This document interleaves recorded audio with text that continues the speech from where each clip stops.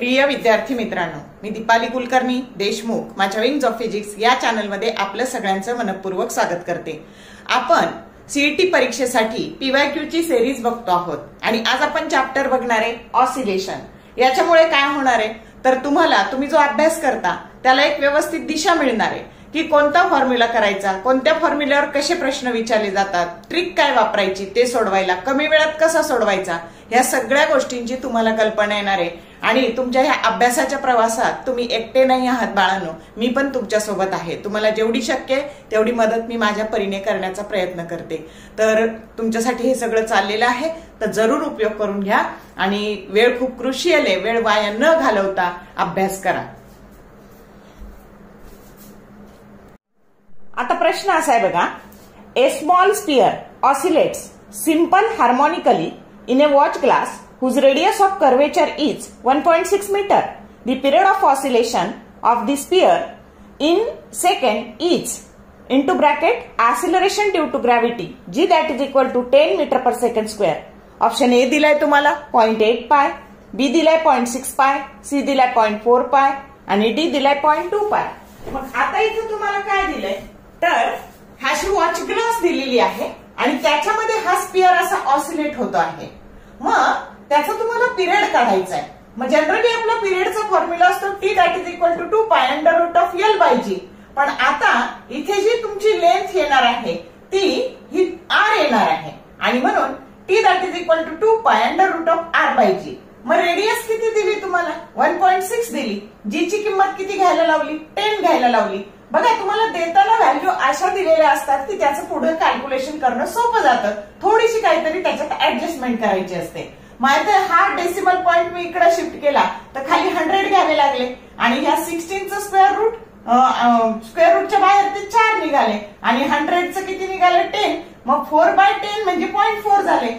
नेहमी ऑप्शन आधी पाहायचा, ऑप्शन मध्ये पाय तसंच ठेवलेला आहे। मग 0.4 into 2 बरोबर काय झालं 0.8 पाय, की जो करेक्ट ऑप्शन ए आहे। असं सोडवायचंय, समजलं का? नेक्स्ट क्वेश्चन आहे बघा, the period of a simple pendulum gets doubled when option A its length is doubled, B its length is made 4 times, C its length is made half and D the mass of the bob is doubled. तर आता period of simple pendulum given by formula that is T that is equal to 2 pi under root of L by G. मग आता 2 pi आणि G जर constant असेल तर T is directly proportional to under root of L, म्हणजे period हा लेंथच्या square रूटच्या direct proportion मध्ये बदलतो। मग तुम्हाला काय दिलंय फायनल पिरियड इनिशियल पिरियडच्या काय झालंय दुप्पट झालाय, T2 बरोबर ट्वाइस T1, त्यावेळेची लेंथ काढायची L2 काढायची।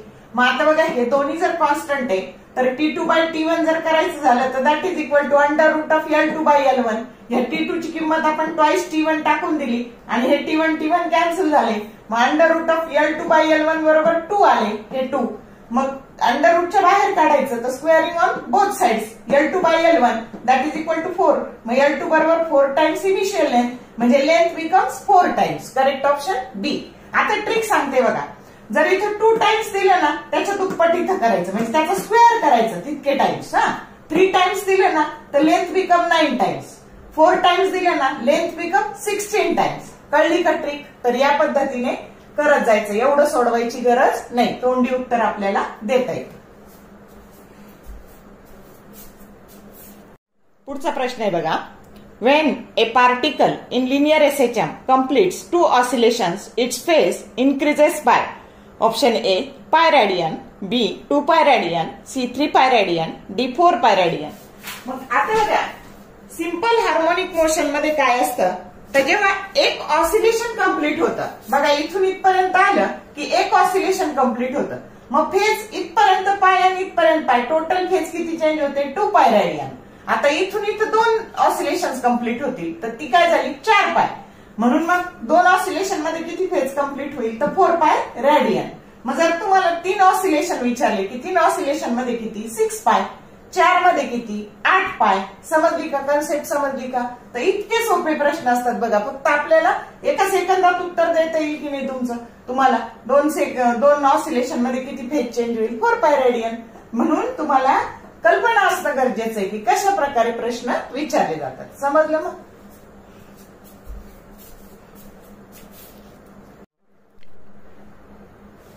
पुढचा प्रश्न आहे बघा. The maximum velocity of a particle executing SHM with an amplitude 7 mm is 4.4 meter per second. The period of oscillation is pi that is equal to 22/7. Option A दिले तुम्हाला 100 second, बी 10 second, C 0.1 second आणि D 0.01 second. मग आता काय काय दिले तुम्हाला? Maximum velocity दिली, ती किती आहे? 4.4 मीटर पर सेकंड. अँप्लिट्यूड 7 मिलीमीटर, ते मीटर मध्ये केलं 7 × 10⁻³ metre.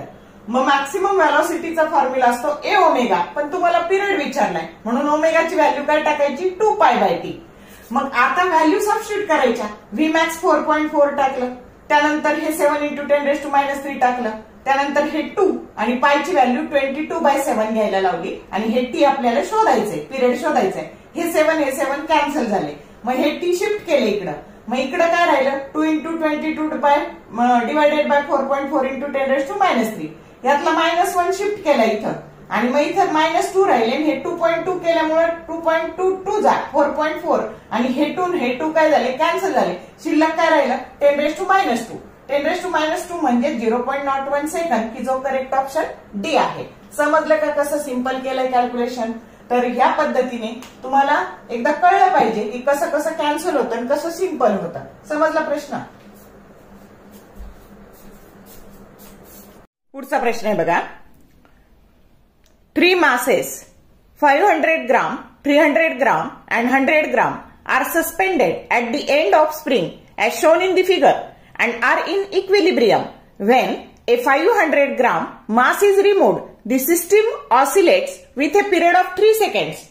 When a 300 gram mass is also removed, it will oscillate with a period of option A 1 second, B 1.5 second, C 2 second and D 2.5 second.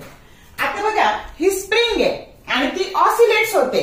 मग जेव्हा त्याचा पिरियडचा फॉर्म्युला असतो की T that is equal to 2π √of m/k. m म्हणजे mass attach आणि k हा force constant असतो. मग आता 2π आणि k फोर्स कॉन्स्टंट जर कॉन्स्टंट असेल तर हा पिरियड हा √ मासच्या डायरेक्ट प्रपोर्शन मध्ये बदलतो आणि म्हणून आपल्याला आधी जेव्हा तुम्ही हे 500 ग्राम मास रिमूव्ह केलं, मग एवढंच मास राहिलं 400 ग्राम. म्हणजे 400 ग्राम म्हणजे 0.4 किलोग्राम. हे मास जेव्हा आहे m1, तर त्यावेळेसचा जो पिरियड आहे t1 तो 3 सेकंद दिलेला आहे तुम्हाला. आलं लक्षात?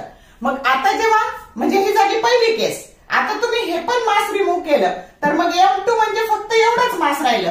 m2 बरोबर 100 ग्राम म्हणजेच 0.1 किलोग्राम एवढं राहिलं आणि त्यावेळेचा पिरियड काढायचा आहे तुम्हाला, T2 काढायचा आहे.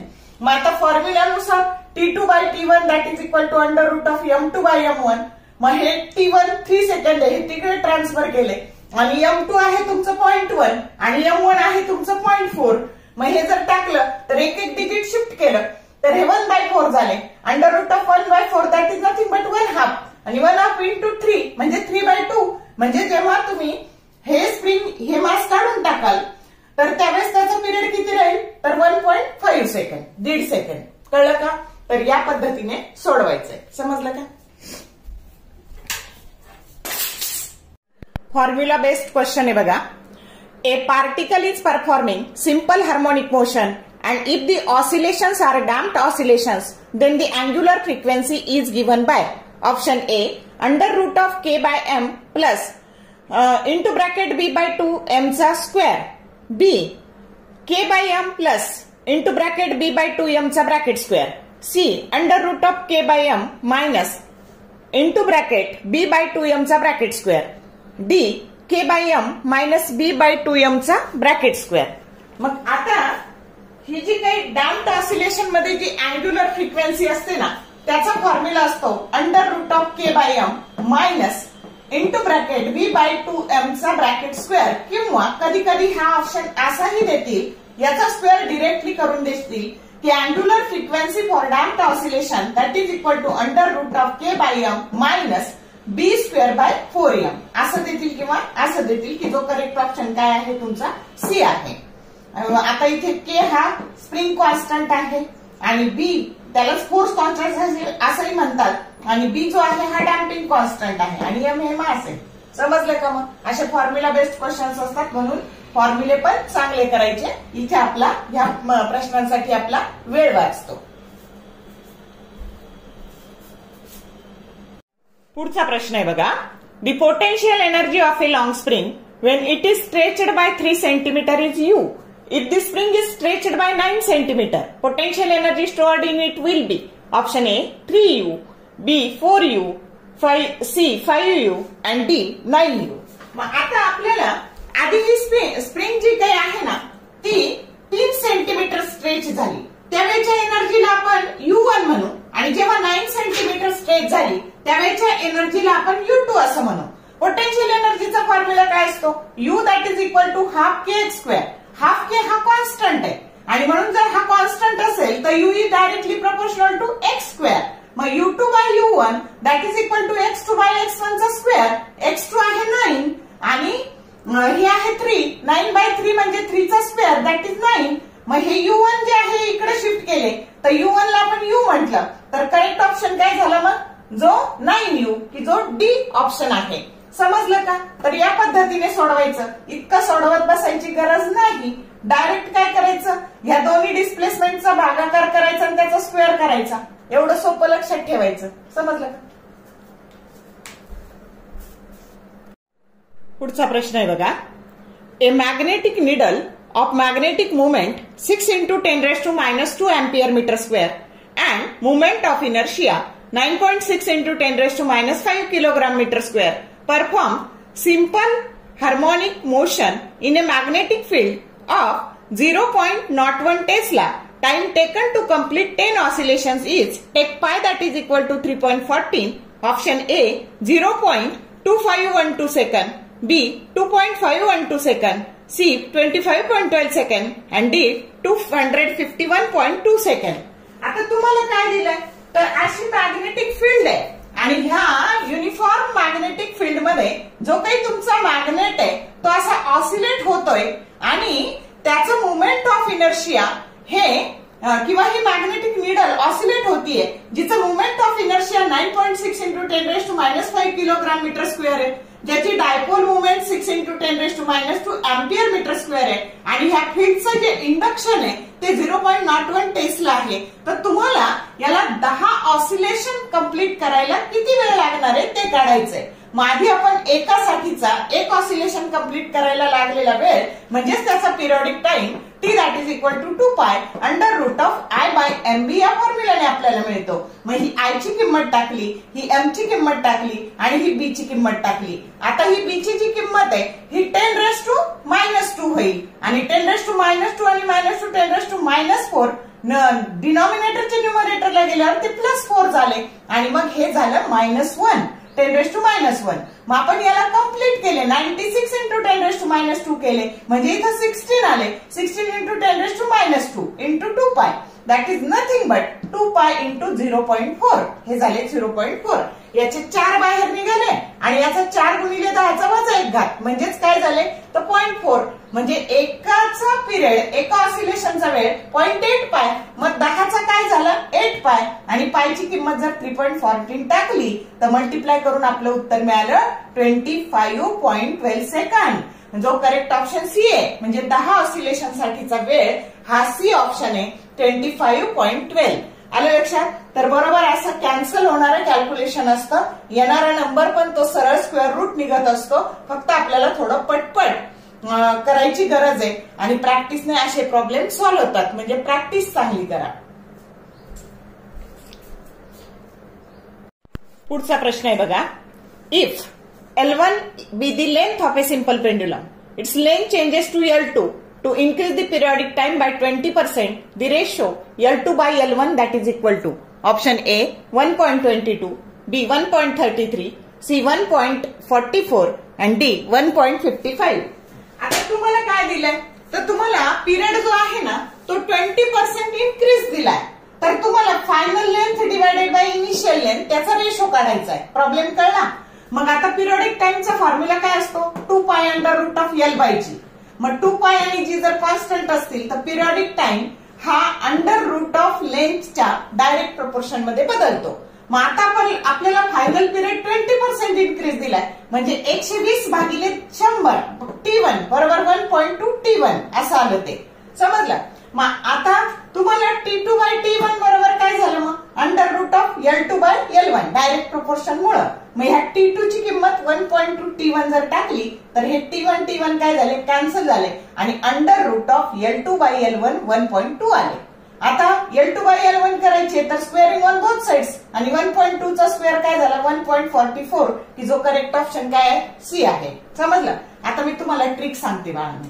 10% इन्क्रीज म्हणलं ना तर 1.1 चा स्क्वेअर करायचा जो येतो बघा, तर त्यावेळेस L2 बाय L1 हा रेशो 1.1 चा स्क्वेअर म्हणजेच 1.21 येतो. 20% इन्क्रीज म्हणलं ना तर तो 1.2 चा स्क्वेअर येतो. आलं का लक्षात?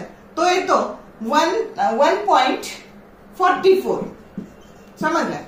आता बघा 30% म्हटलं ना तर 1.3 चा स्क्वेअर करायचा जो येतो 1.69 आणि 40% जर विचारलं तर 1.4 चा स्क्वेअर करायचा. किती ते तुम्ही मला उत्तर सांगा कमेंट बॉक्स मध्ये. समजलं का? या पद्धतीने प्रॉब्लेम सोडवायचा, इतकं करत बसायचं नाही. म्हणजे T1 जर तुम्हाला T2 20% इन्क्रीज दिला आणि L2 बाय L1 चा रेशो विचारला तर डायरेक्ट 1.2 चा स्क्वेअर करून टाकायचा. समजलं? 10% बनलं तर 1.1 चा स्क्वेअर करायचा, 30% बनलं तर 1.3 चा स्क्वेअर करायचा. उत्तर पण मी सांगितलेले आहे आणि हे कमेंट बॉक्स मध्ये टाका. समजलं का?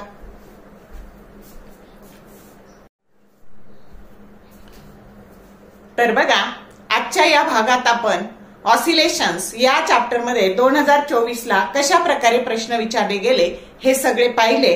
जर व्हिडिओ आवडला तर लाईक करा, शेअर करा, कमेंट टाकायला कंजूसी करू नका. वेळ खूप क्रुशियल आहे आणि ह्या पद्धतीचा जर तुम्ही अभ्यास केला तर तुमचा कमी वेळात चांगला अभ्यास होईल. All the best for your study and upcoming exam from the bottom of my heart and thank you for watching this whole video.